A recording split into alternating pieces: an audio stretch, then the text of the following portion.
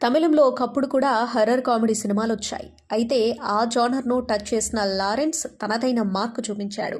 భయాన్ని, కామెడీని తగిన మోతాదులో కలపడంలో ఆయన సక్సెస్ అయ్యాడు.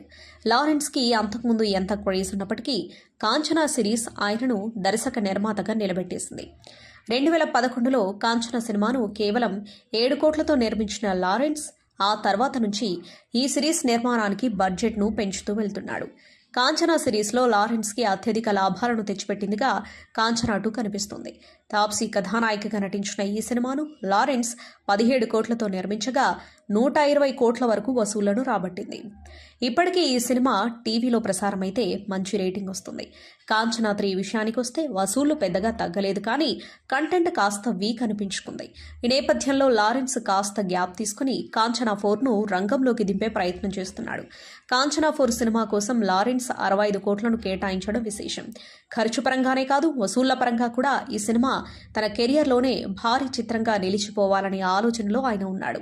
ఇక కంటెంట్ పరంగా కూడా గతంలో వచ్చిన 3 భాగాలకు మించి అన్నట్టుగా జాగ్రత్తలు తీసుకుంటున్నాడు.